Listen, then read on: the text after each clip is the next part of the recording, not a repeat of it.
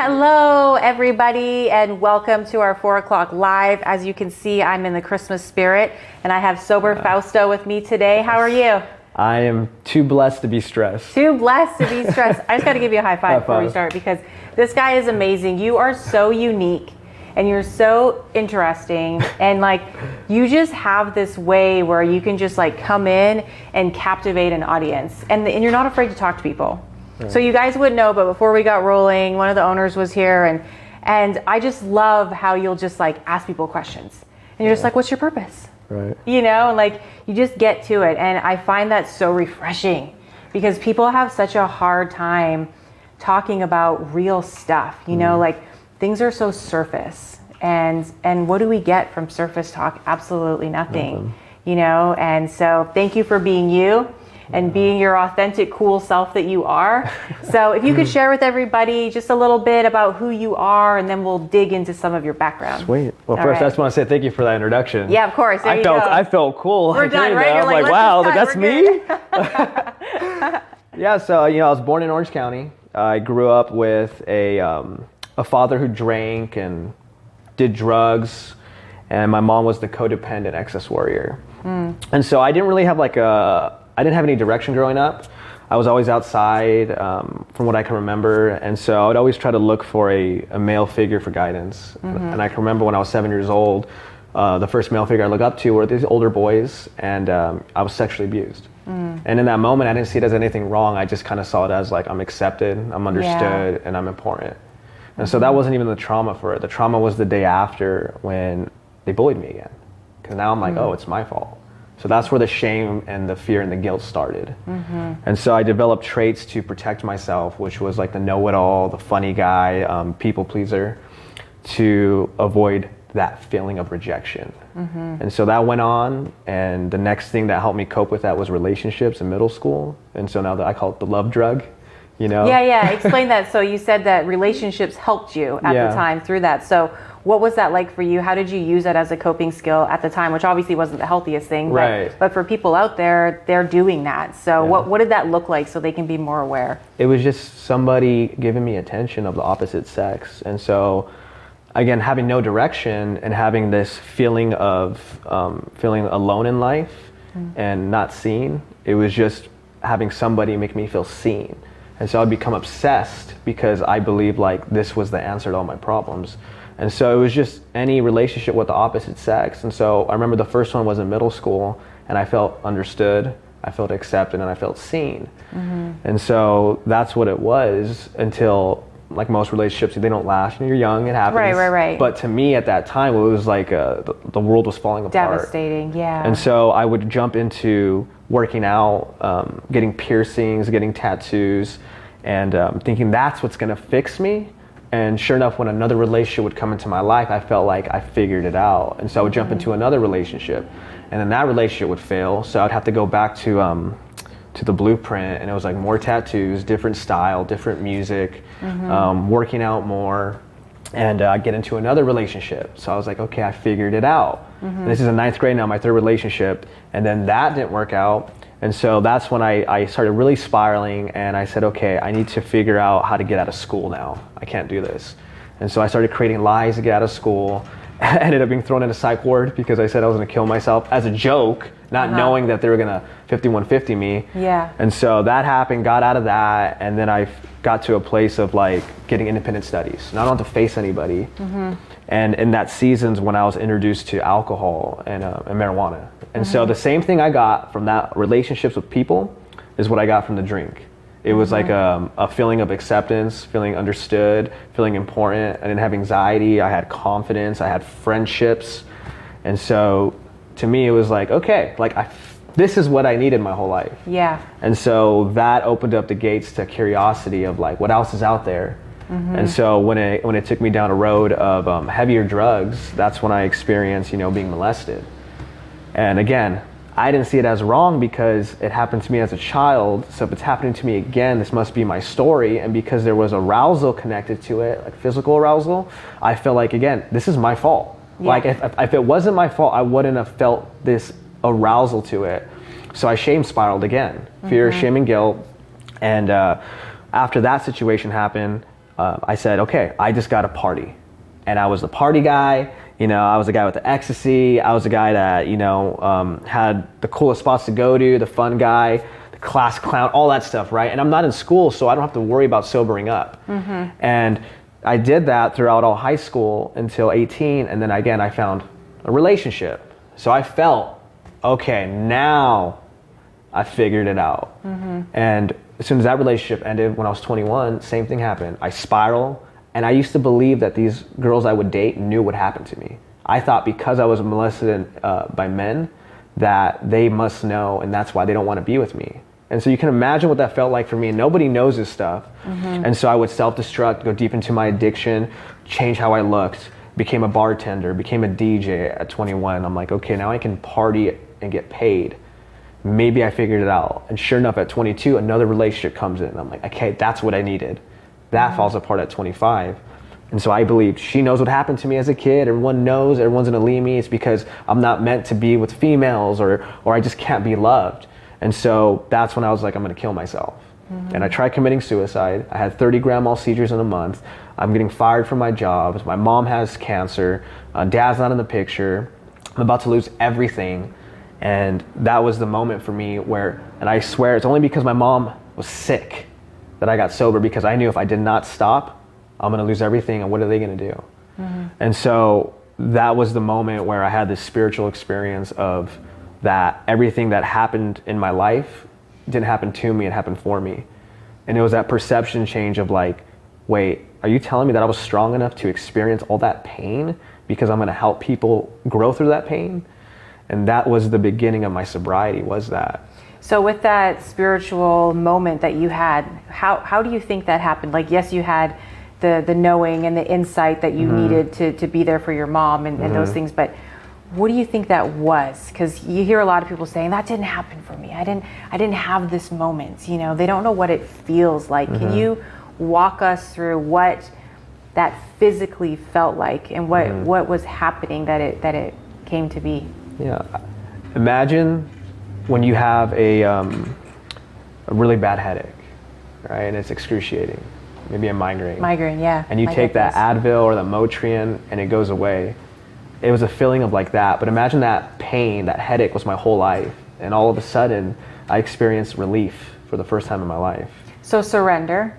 It sounds like you had the willingness to finally surrender to what was happening. Yeah, and I didn't choose to surrender. Surrender chose me because I got to a place of desperation. And I believe that for me, it was like I needed to get so desperate to get to this place of brokenness where I had nothing left in my life to live for but this concept of a God. And when I experienced that concept through a buddy of mine reading some scripture, it blew my mind. I said, how can words from a book take away all this pain I've ever felt? I've always wanted this my whole life. This is what drugs did for me. This is what alcohol did for me. This is what, sex and relationships did.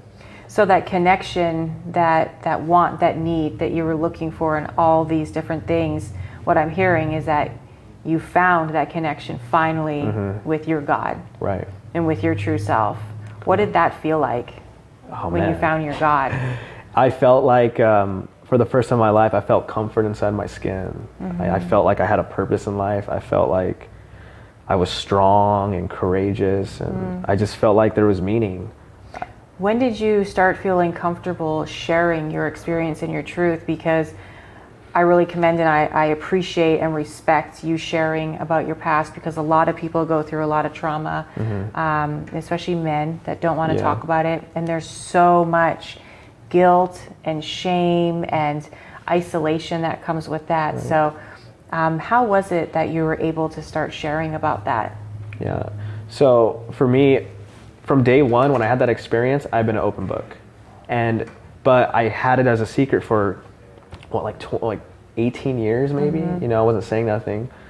And when I share on the sexual trauma too, the part that makes it hard, and I want people to know, is like, since I enjoyed it, I went back for it. I knew it was happening. I went back multiple times to allow it to happen. And so there was a lot of shame to share that, because I felt like everybody hated it when it happened to them. So for me to say like I actually enjoyed it was hard to open up about that. That took me a little bit more time in my recovery to admit that. I was able to open up about what happened, but to say that I actually enjoyed it, like the depth of the pain and how it makes me feel like I'm gonna do that to somebody because statistics say that, or I feel uncomfortable around kids because I think people's parents think I'm gonna do that to their kids. That's just in my mind.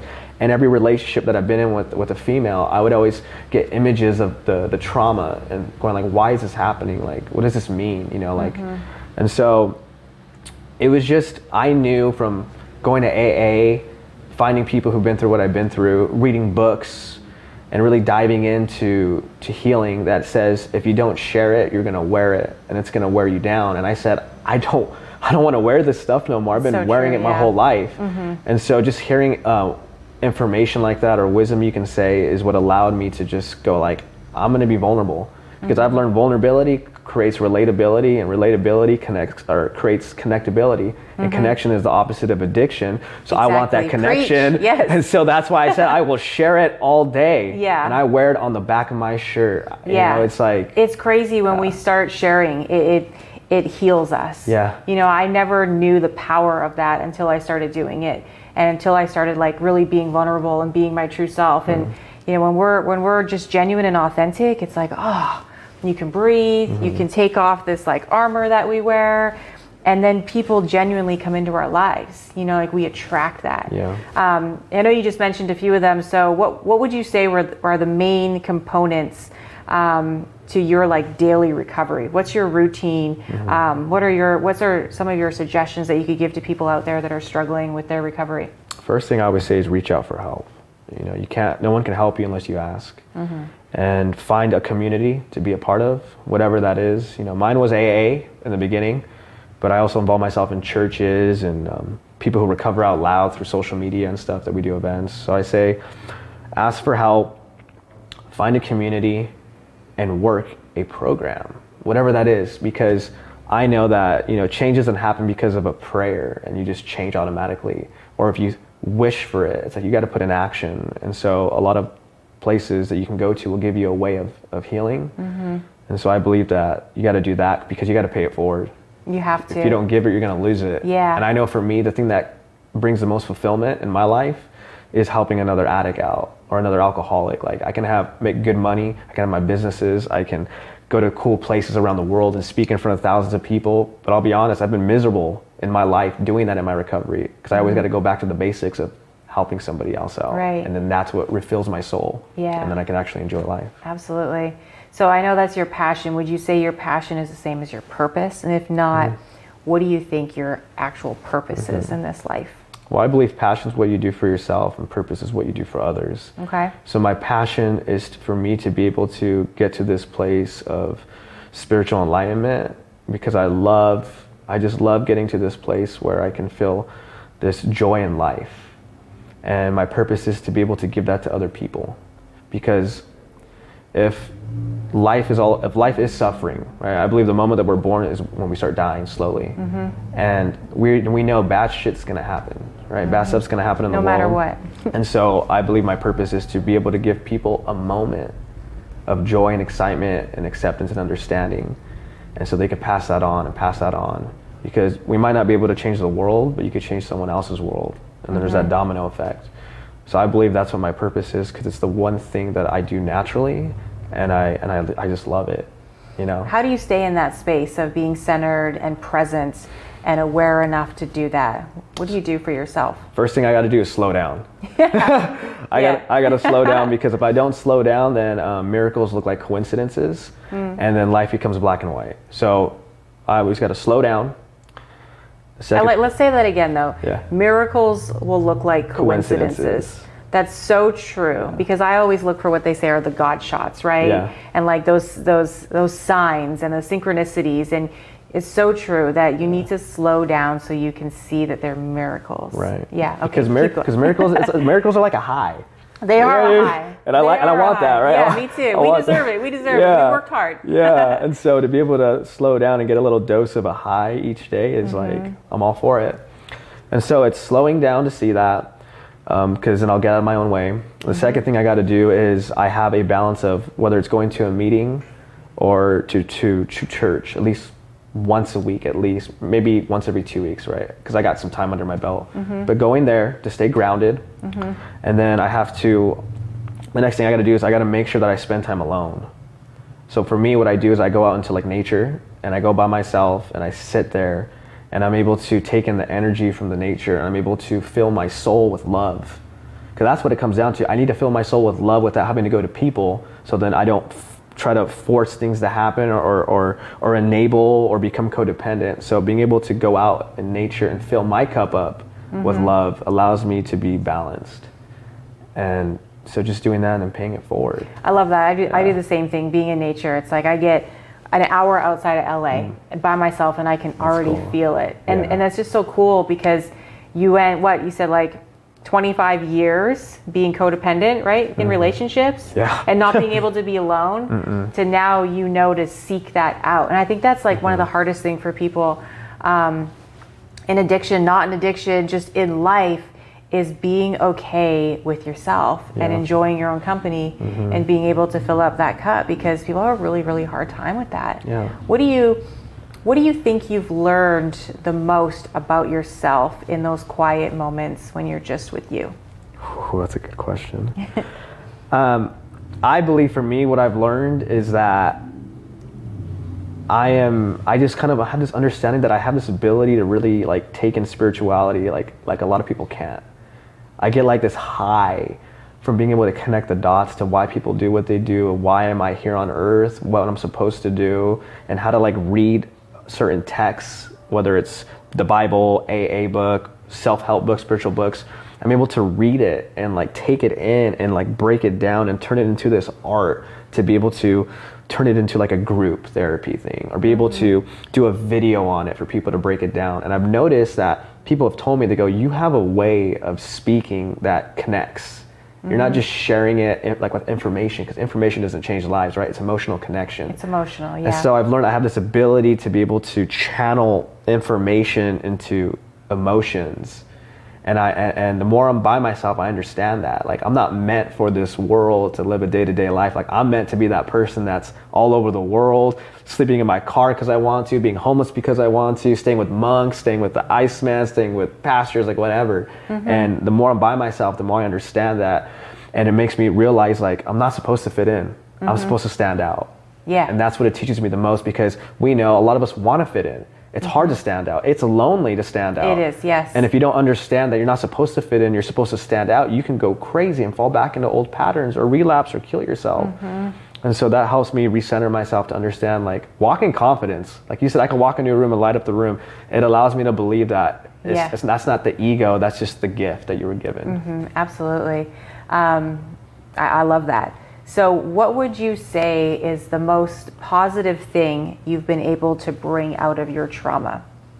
I think the most positive thing is to be able to be a voice for people that have been through it. When did you realize that you had this voice, and that you, because he's like a motivational speaker, you guys. He's going to give all the plugs after. You're going to know where you can see him. So you have this voice and you're able to do this. When did you realize, like, I got this, like, this is my gift? It changes. Okay. There's times I'll have a season where I'm like, I got this in my recovery, right? Like my first year recovery, I'm like, I got this. And then I get depressed. And then I got it again in my second year, and I get depressed. Third year, same thing. I believe, not till recently. And like, I've spoken with pretty big, well-named people. I've helped out celebrities and stuff. And I still didn't believe that I had a gift. I still doubted myself all the time, because low self-worth is my biggest thing. And people can tell me how good I am and how gifted I am, but if I don't believe it, then it doesn't matter. And most people don't even realize it, but I have social anxiety. Me too. Really bad. Me too. And people probably wouldn't know that because you talk to everybody, you speak, but it's like I do. It's like it's a constant war. So I think once I started my business this year and started training facilities and running groups, I think that's when I started to realize, like, oh my gosh, I do have a gift. Like, everywhere I go, I'm always running into, like, dude, that was the best thing ever. Or like, you're amazing. Or can you come back? Or they want to work with you more. And I'm like, whoa. I just didn't see it because I was still stuck in a 9-to-5 work and only being able to do so much and think I have more to offer, but not getting the opportunity to do it. And like pushing through that uncomfortableness. You know, for me, when I started doing stuff online, it was like so uncomfortable. you know, because I have Yeah. social anxiety. I get red. I have all these things that go on. It's just Overthink, me. It's how I am. Yeah. But it's like the more you do it, the more you start realizing like, wow, I can do this, Yeah. you know, and it's like people just need to have the courage to take that first step, you know, and step by step you go, oh, I can do this. And you do a little more and a little more, which you've obviously done. Right. And now you've created this whole, you know, movement within who you are in your heart and your drive and your Right. gift. What is the thing that you get when you spend time by yourself? Like, you asked me that question. Yeah, like, what do do you get? I get? I connect to myself and everything around me. I'm a real deep thinker and I'm very spiritual. I'm not religious, but I'm very spiritual. And I'll just go down this rabbit hole, you know, in my thoughts. But I get very connected to energy. And I feel that I can feel like the interconnection between people and life and death and rebirth, and I can truly feel myself. Like I so often will be driving, it's busy, I'm running around, I'm doing things, and I'll just like have this moment where everything's and it like slows down, and I'll have this clarity. Like, wow, like we're all here for a reason. That's amazing. And like what you're saying, like we need to stand out and we need to make a difference. And what's the point if we're not doing those things? Right. You know, like I say a lot, I feel like us in recovery, we have this superpower because we have this self-awareness and this ability to like push harder and forward and try to genuinely help and make a difference. And we have to start with ourselves to do that. Right. So yeah, I think about a lot of that stuff. So yeah, thanks for asking me that. When you're talking about the low self-worth, now today, what would your closest friends say are your top 3 best qualities? Oh man, I always hear I have a way of just bringing positivity into wherever I go, spreading hope, and making people feel safe. Okay. Those are like the big 3 I always get from people. What would you say yours are if you're speaking about yourself? Are they the same or are they different? Part of me is like, I got nothing, right? Right. I can't. Oh, maybe my eyelashes, I don't know, right? Yeah. My eyebrows sometimes. For sure, selflessness. You know, I love people. I'm addicted to loving on people. You know, listening, and just genuine care. I feel that from you. What's one thing that you're still working on? Codependency. Codependency. Yeah, for sure. Because I went celibate for about the first 8 months of my sobriety. God sent me somebody, right? I'm like, yeah, she likes cats, she has tattoos, right? But she's sober, right? And then after that, it didn't work out, and I went back to being celibate. And then I met somebody, and we dated for 2 years, and it didn't work out. And it put me through a spiral because I thought that I broke it. I thought I found somebody that I was gonna be with. You know, it was the first time I lived together with somebody. It was healthy in my eyes, and you know, we traveled, we didn't fight, none of that stuff I'm used to. And so when that fell apart, it really put me in this place of like, I missed something. And the longer I am away from it, it'll be a year this month, I've realized that I was still chasing the love of my father, which is emotionally detached, and I didn't see it. And so I've been struggling with trying to figure out like, how do I break it, for one? And when I do feel like I break it, because I can be alone, but then I found myself attracted to certain people still.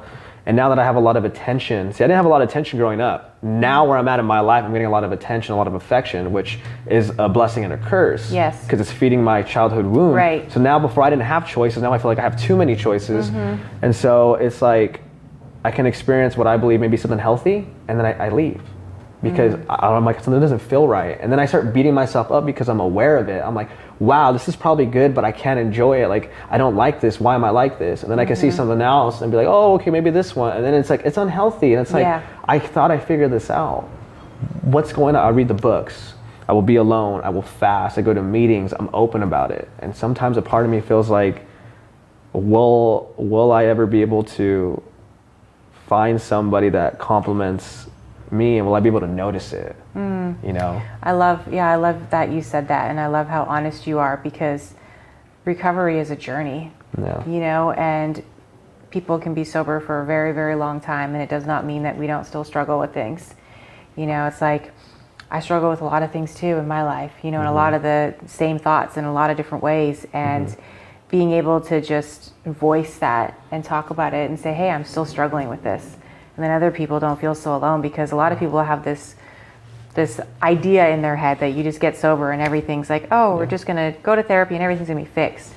And it doesn't. But being able to move through that, you know, with love and compassion for yourself, and understand that it's like a little fluffy flying around my head, that everything's going to be okay. So thanks for sharing that. Because one thing I want to share on that topic too, for anybody that's watching that deals with you know, suicidal thoughts, you know, even recently, and because I'm open, you know, I almost killed myself recently, and nobody knew, and it was because of that. The whole what I just talked about, like, wow, I'm so aware of this problem of codependency, and I'm sober 4 years, and I got a business, and I got good people, and I'm reading and meditating close to God, doing church work, doing all these nice things. People say nice things about me, but yet this thing, and I'll get so angry at God, like, why did you have to make this such a hard thing for me to break? I hate that I can't walk into a room and not get distracted by thinking, is that the right person for me?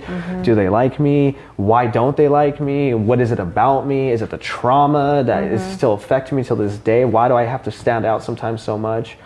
And seeing other people happy and wondering, what am I doing wrong? And and I can't just like be aware of it and let it go. Like, it doesn't go away. It'll last weeks. And it was really tough.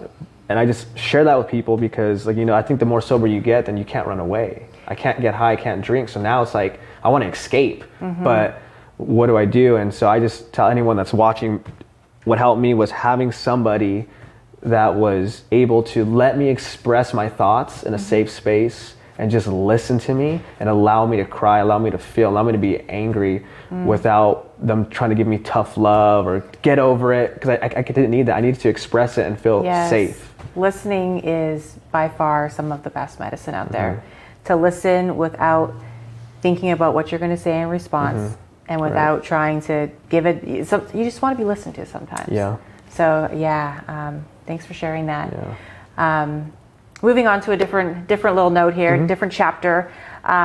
Where do you see yourself in over the next year? Let's not reach too far ahead, but 2022 is coming up. So in a year from now, ideally, what do you want to be doing? So right now what I'm doing is I have a group facilitating business where I go to treatment centers and I have my own curriculum and I run group. That's already full. So the next thing I created was I do group facilitating and leadership training for staff members in rehab facilities and mental health. So I go in, it's a 2-hour course, I train all the staff members, the 5 traits to be effective and exciting group facilitator, the 5 group hacks to make it, you know, like fun and fast, and techniques, and then the wisdom of working in treatment, understanding, like, you know, this one thing I always share is the clients are the inmates and the staff are the guards. And what do the inmates do? They're watching everybody. So I teach them, like, watch what you do, because they're trying to see who they can get over. And so that's what I do now, is I train facilities. And so that's what I'm really passionate about right now. And so within a year, I want to be able to be the person that, like, when somebody's opening up a facility and they're getting everybody ready, I'm the go-to guy to get all their staff ready for that aspect of the company. And I've been working with companies, I see it happening, I'm seeing how it works and, you know, sharpening it up. And so within a year, I see myself being that person, like, you know, and like being in Hawaii or New York or different places and doing that. And really, you'll definitely be doing that. You got way too much going on to not be. You got it in you. You got that energy, that vibe for sure. Where can people find you if they want to look you up?